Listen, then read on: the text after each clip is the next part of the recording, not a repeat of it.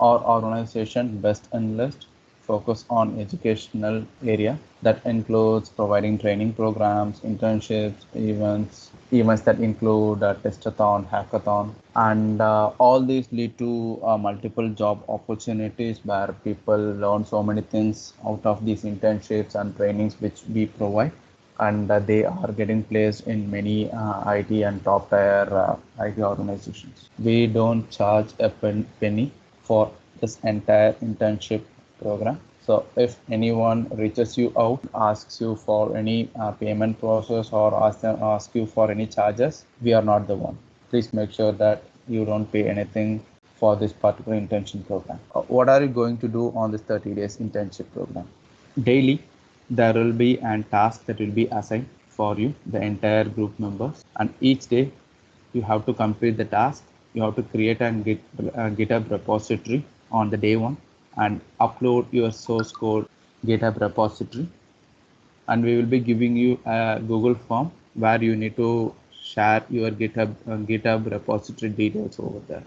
So this task will be provided for 15 days. Once you complete this particular task till the 15th day, we will analyze your competency on this particular React.js technology. Based upon your performance and your competency, we will be assigning you mini project or a major one, which can be done as a group. There will be an introduction session today, and there will be a technical or a discussion session on coming Saturday, and the upcoming Saturday also there will be a session. So session happens only on Saturdays. It doesn't happen on any other day.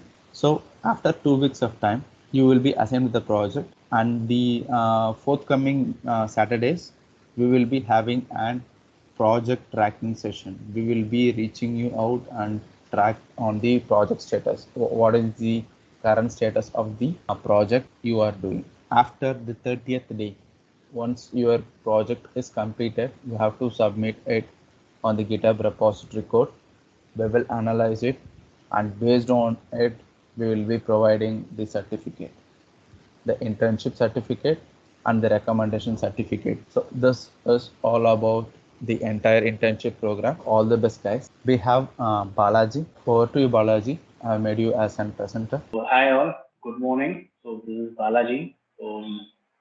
Having 5 years of experience into full stack development of various technologies like .NET, Angular, React, SQL Server, Cassandra. So I've worked on a couple of domains like banking, financial domain with augmented reality, mixed reality. So this is where I started from I just started from trainee like you, and right now I'm a senior software engineer, so working at a reputed firm. So that's just my short intro about myself. So today we're gonna cover React.js. Hope you all will be interested to know what is React.js, because it is the buzzword in the job market right now. So let's say today I'll be covering only the basics of JavaScript. So because React.js, everybody knows that React is a library of JavaScript. So before entering into React.js, you have to know some of the concepts in Java. Then only you can know the concepts when I'm just digging into React.js. So let's go into the concepts right now. So I'm going to share my screen. Hope you guys can able to view my screen, right?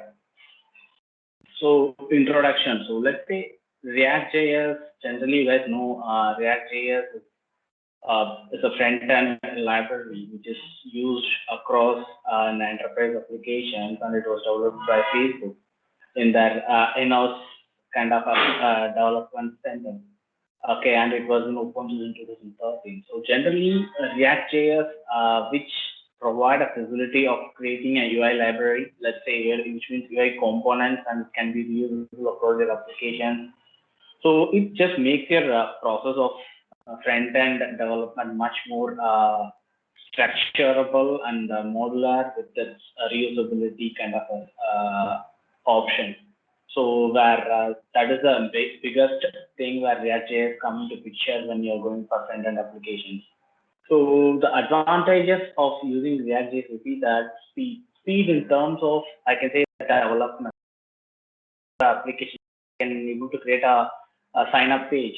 Okay, let's say I'm just working simultaneously on the another application where that sign up page is also required in that. So if you're using React.js in that application, you can just use that component. Excuse me. You can use that component within that application, and just that component is going to render within your another application. So which means that you have just doesn't code anything on that new application, which are reusable completely, and it's gonna speed up your development process also. So where that is the advantages where speed comes in there.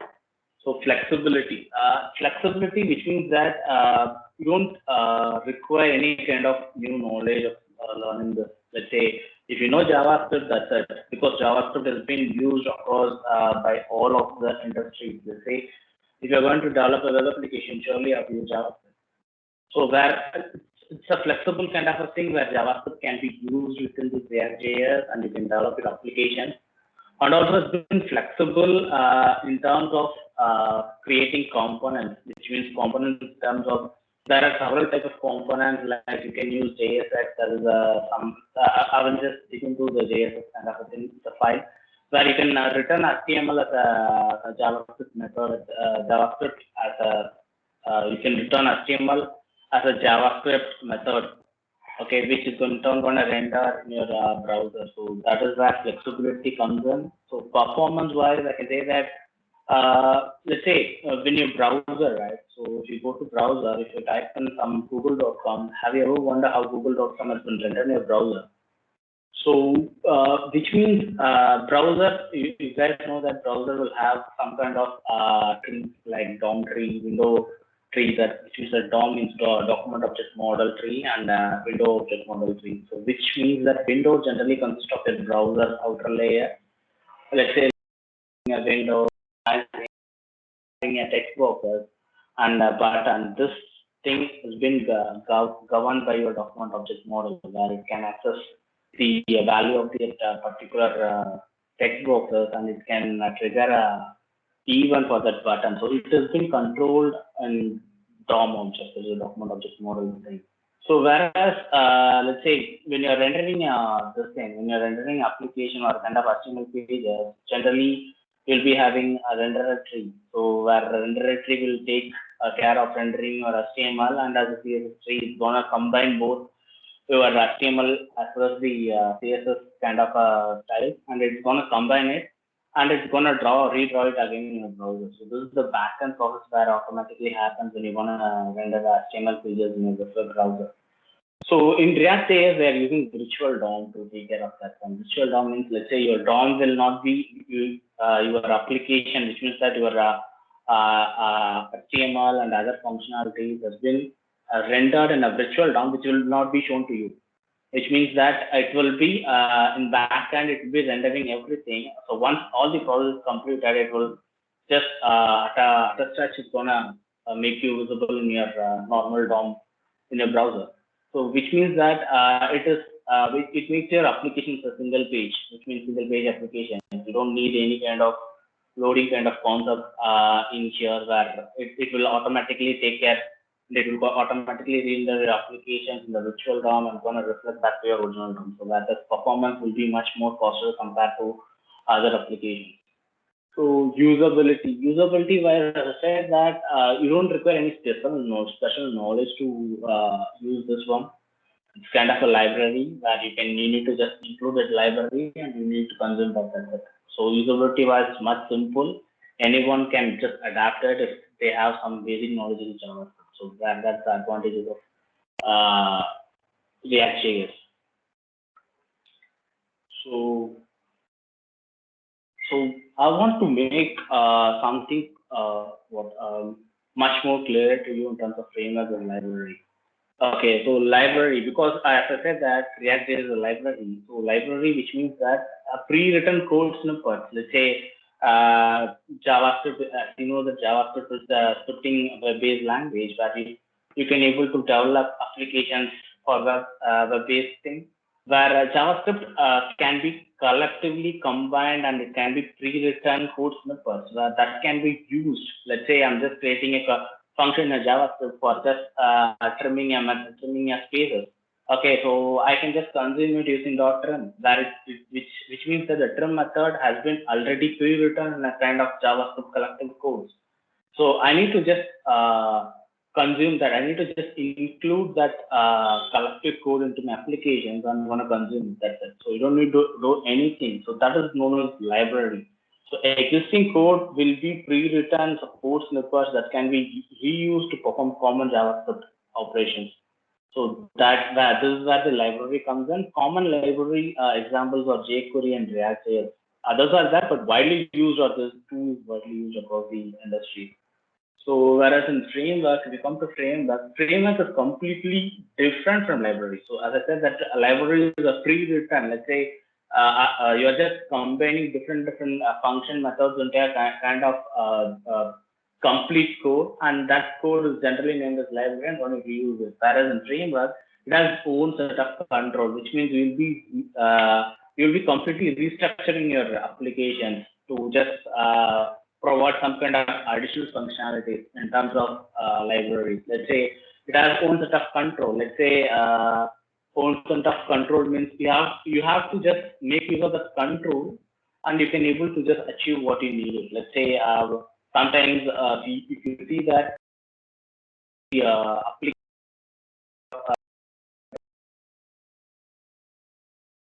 in a background thing. Okay, so which means that if you want to do any kind of functionality before rendering or after rendering, so you can make use of that method. So which is that framework has been completely rewritten into by providing that kind of set of controls to do the code. So where the framework comes into the picture of that one, where actually it has its own modular structure, which means that it has its own project structure and predefined templates. So let's say, which means that if you create a JavaScript application, right? So in a normal HTML, you are just going to include the JavaScript in the script tag, right? So where that script tag is, it's kind of a predefined structure, right? Modular structure. It is already being followed across your across all for including your JavaScript code. Whereas in framework, so we always don't require kind of script tag. Okay, so they will be having some kind of modular structure. Okay, it will automatically take care when to call that functions, when to call the scripts. Okay, so where it has pre-defined templates, you just need to consume it. That's it. You don't need to recreate anything from the scratch. So it is much more of in terms of speed, and they will always be able to give you versions in terms of framework. So library also will be getting versions, but framework will be most frequent versions you can able to see. Like if you see that Angular every 6 months is going to release your versions. Like let's say right now Angular 10 is the latest version. From Angular 2 to Angular 10, they just came into it, where it has many kind of new features like pre-rendering of an application, AOT builds. So there are many things they can able to add and they can able to do. So this is where the frameworks and libraries are. You have to make sure that you never confuse in terms of framework and libraries. So next is JavaScript. So here is where the main concept you have to know in before digging into React.js. Okay, so JavaScript is a web-based scripting language. So where you can able to embed your script into your particular web applications or HTML pages. Okay, so where you can able to control your DOM, as I said that a text box or a button or a combo box. So anything you can able to control over JavaScript. Okay, so I want to tell you a simple thing. Let's say var and let or both. So var and let. So have you? I think hope you have created variables. At least you could have created in any other language variables to see that in some of the languages you have to mention your data types, right? But in JavaScript, so it will automatically inherit your uh, data type at the time of running an application, running the script. So it will automatically detect your what is the value been assigned to that and automatically create it of that particular type when you use a var or let. But let's say that is much more different in terms of var or let, where this both are keywords. Okay, so difference is var is a function scope and the let is a block scope, which means that you can able to call a var within a function anywhere in the function. Let's say if I will just show an example. You don't require any kind of special thing. You can just directly click on inspect and you can just directly code your JavaScript here. You don't require any kind of special software to be installed. Only browser is required. Okay, so let's say I'm creating a function.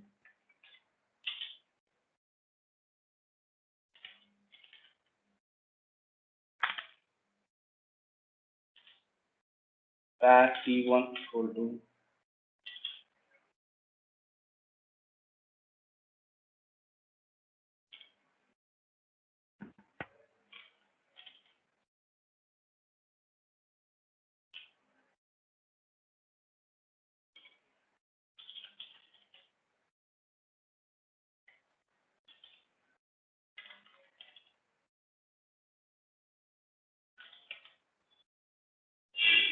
okay. So I'm gonna execute this function. Okay, so I'm gonna call this function.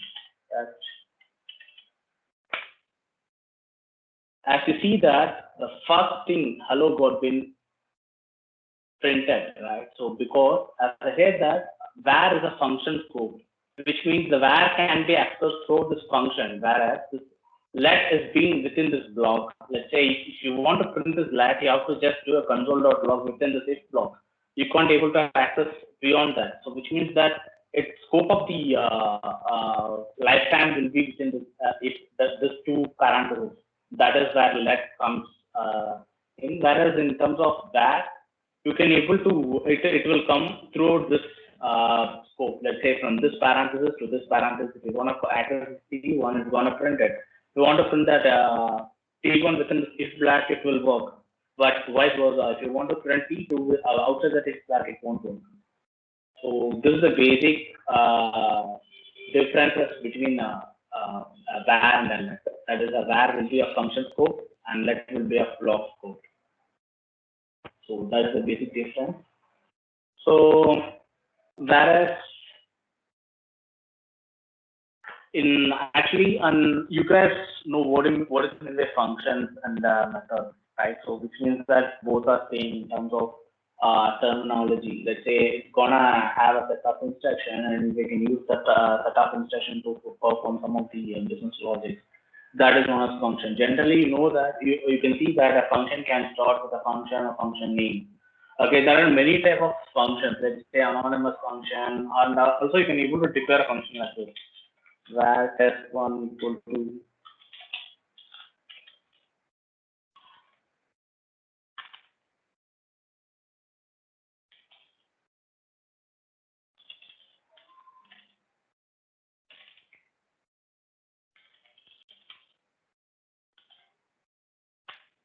okay. Let's say see, I've just called your function using these two braces. You see that, right?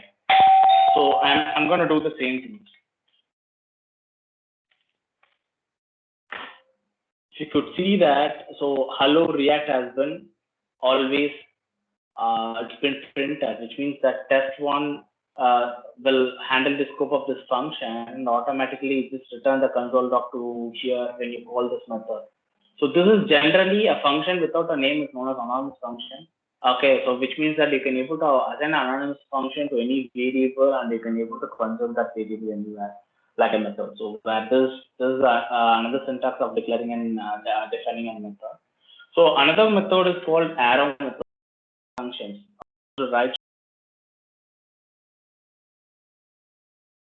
Okay, so if you see that I have just used an anonymous function, that's arrow function, which means that the arrows have used a function kind of braces with arrow.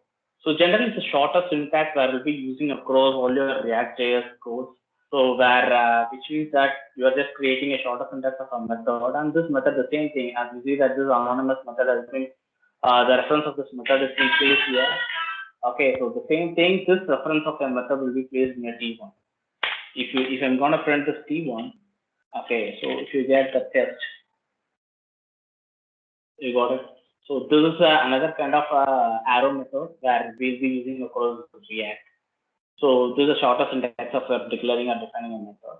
So here the bind, actually there are, let's say there are different methods of creating functions as well as different methods of calling a method. Let's say I just showed you that. So this is the one way and this is another way and this is another way, which means that all are same, which means the definition is only a change. But while calling this method itself will also be a different kind of call. Let's say you can able to pass a parameter or you can able to pass a control, this kind of a structure. So this is generally where we'll be using across React, and you guys have to cook up on this one. So here the bind method, let's say a bind method is a new set of this keyword. Let's say a bind, if I'm gonna call this, I'll just show you. Yeah, I'll show you at the end of the class. First, I'll just tell you the definition. So the call method is this call is kind of another kind of a where you can able to call a function using call method where it executes the function, which means in call method you can able to pass a set of array of parameters. You know, array is a heterogeneous collection of elements, which means it can have both similar data types or non-similar data types. So where generally that is where call method comes into play. Where apply is generally you can able to call an apply method by calling a single thing as a command. If you are having more than a number of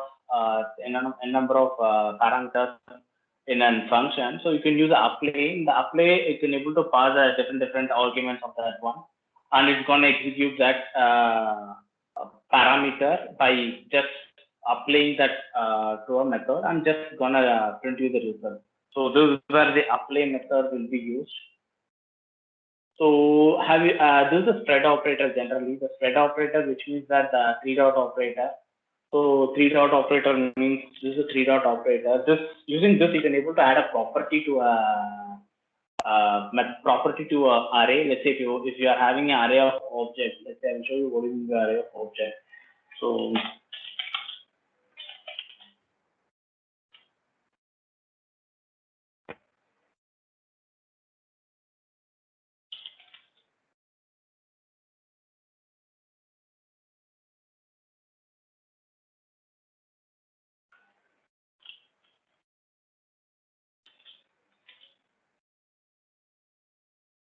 sorry, I think my system is creating some kind of weird things. I don't know.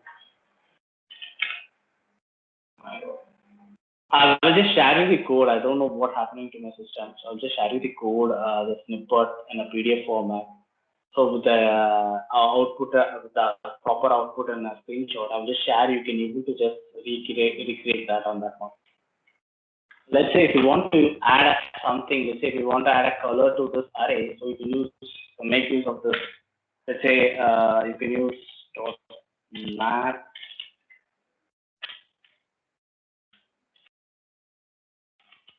So if you do that, automatically this is a spread operator. So this spread operator automatically will add this object that is color related to this array. So where it will, if you just print this, so it will automatically print three objects, which means the name, count, and color. That spread operator can able to add a property to an array of objects. So where ternary operators are the same. So have you guys heard about the if and else statement, right? So if this condition block will execute, this block will be executed, else this will be executed, right? So that is you can able to write this if using a single line, single statement. So that is known as ternary operator. So let's say I'm having a age, right? So age greater than 18. Okay, 18. So this is my if. So this condition satisfy and this block should be executed, which denotes the question mark, which means that I'm gonna print console log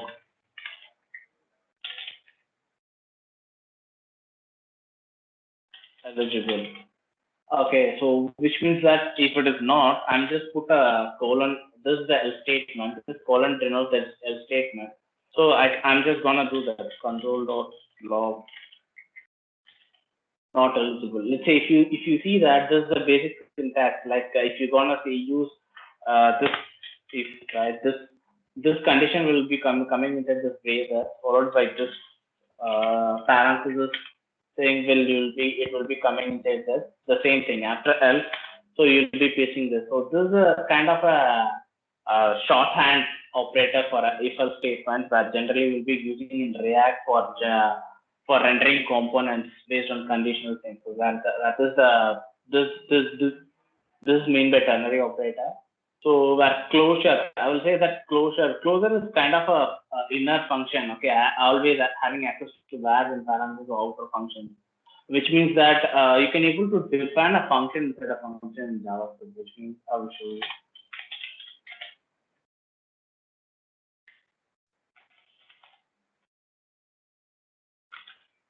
If you see that sometimes I'm having this keyword, right? Let's say that.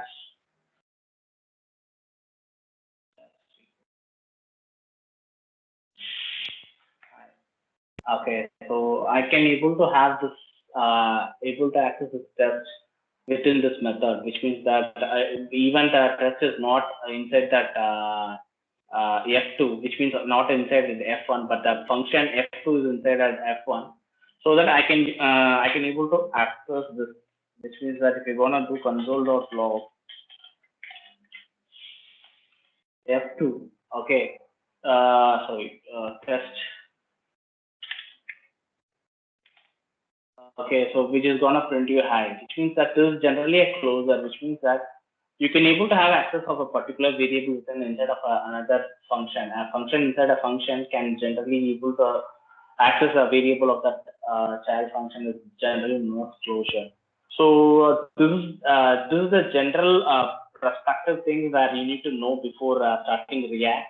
And also, you guys know about JSON, right? So how a JSON structure will be there. JSON generally starts with a parameter, and it will have a key value. Let's say name is a key, and John is a value. Okay, like this is generally known as object or JSON object. So generally refers to that. So we will be having a kind of with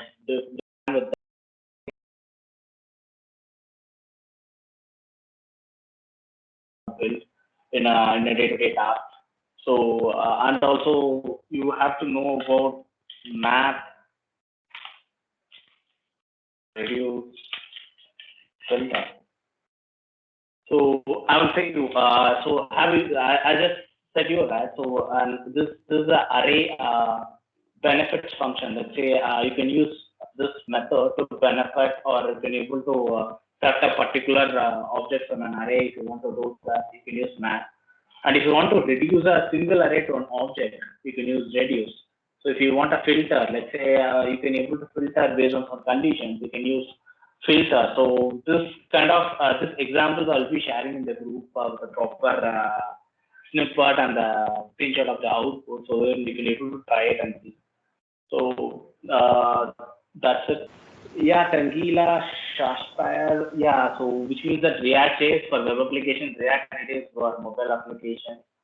So that is, yeah, basic difference between React and React Native. No, actually, React Native we can use TypeScript and JavaScript, but Flutter is generally using Dart language. So which is completely different from in terms of language perspective. Let's say if you are going to use React Native, you will be using either TypeScript language or a JavaScript. If you are using TypeScript, it's generally going to compile into JavaScript at a runtime. Whereas Flutter, it is having a different kind of compiling system. So it is having a Dart language, a Dart compiler. So it's totally different. It's not a similar kind of thing, but when you see that it is also used for developing web as a mobile application. So the purpose of that both the frameworks are same, but it uses different language and different functions. Okay. If no more questions, we can wind up this particular session. Thanks, Balaji, and thanks everyone for Thank you.